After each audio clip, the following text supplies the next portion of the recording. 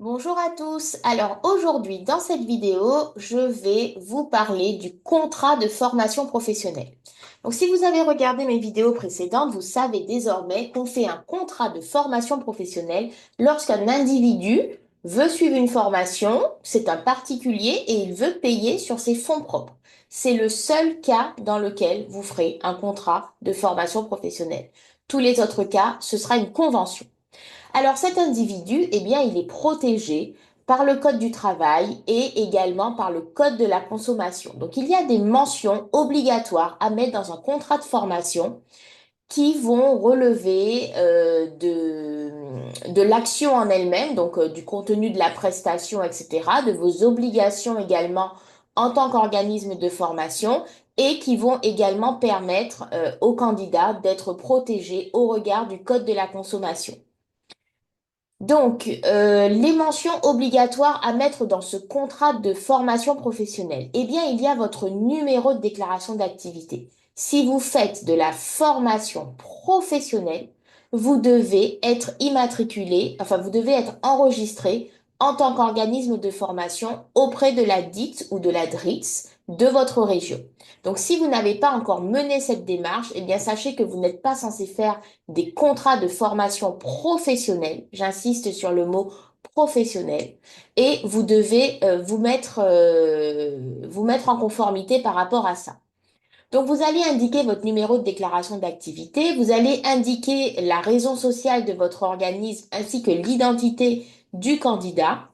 Vous allez indiquer des informations relatives au contenu de l'action. Donc la nature, est-ce que c'est une formation, un bilan de compétences, une action qui permet de valider les acquis de l'expérience, la durée de la prestation, le programme, et l'objet des actions de formation, c'est-à-dire la finalité. Est-ce qu'on est dans une démarche de perfectionnement? Est-ce qu'on est dans une démarche de formation qui va permettre, par exemple, de s'insérer dans le domaine professionnel? Enfin voilà, quel est l'objectif un peu stratégique finalement de cette formation, puisque les objectifs un peu plus pédagogiques, on les retrouvera au sein du programme.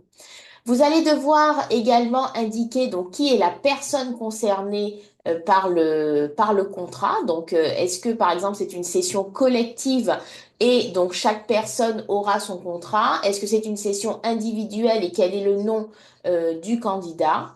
Le niveau de connaissance requis pour suivre la formation et obtenir la qualification préparée, si jamais il y en a une.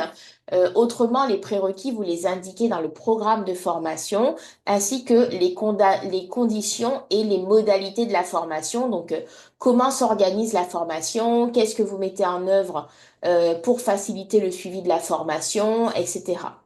Vous allez devoir indiquer également les modalités de contrôle des connaissances et la nature des sanctions éventuelles de la formation. Donc, est-ce que c'est une formation qui est diplômante, certifiante, qualifiante? Est-ce qu'il y a un niveau de sortie? Comment est-ce que vous allez évaluer? Quelles seront les modalités d'évaluation de cette formation? Donc, ça, ce sont également des informations que vous devez mentionner sur le programme de formation. Vous allez parler également des formateurs, donc leur diplôme, leur titre, leur référence. Donc ça, c'est obligatoire dans le contrat. Je vois trop souvent des contrats dans lesquels il n'y a pas ces mentions, donc vous devez impérativement les ajouter. Vous allez informer également dans le contrat des modalités de paiement, des conditions financières, donc notamment celles qui sont prévues en cas de cessation anticipée de la formation ou d'abandon en cours de stage. Donc ça relève des obligations du Code du travail. Et ce contrat, il sera fait en deux exemplaires, daté et signé, donc avant l'inscription définitive du stagiaire et avant tout règlement des frais. Alors pourquoi avant tout règlement des frais? Eh bien parce qu'en fait le candidat, il est protégé par le Code du travail. Donc c'est une loi de 2016 notamment qui dit que à compter de la signature du contrat, le candidat en fait va disposer d'un délai de rétractation. Donc ce délai de rétractation, si jamais on est dans une vente en direct, ce délai est de 10 jours. Et si jamais on est dans une vente par correspondance, une formation que vous vendez à distance, le délai de rétractation est de 14 jours. Et en fait, avant la fin de ce délai, vous ne devez demander aucune somme au candidat. Donc, on signe le contrat, on laisse passer le délai de rétractation et ensuite, il peut commencer à vous payer. Par contre, il ne doit pas vous donner plus que 30% du montant de la formation.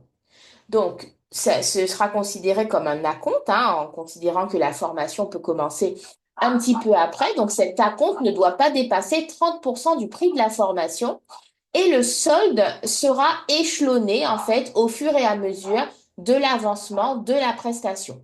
Donc, ça, c'est très important, de le mentionner dans vos contrats de formation. Euh, donc, en cas de force majeure, le candidat peut rompre le contrat et dans ce cas, vous ne pourrez être rémunéré que des sommes qui correspondent à la prestation, au prorata temporis, hein, comme on dit, du temps passé en fait avec le candidat. Vous ne pourrez pas vous prévaloir de garder la totalité de la somme si jamais le candidat abandonne enfin, oui, auront le contrat, donc arrête la formation, mais pour un cas de force majeure.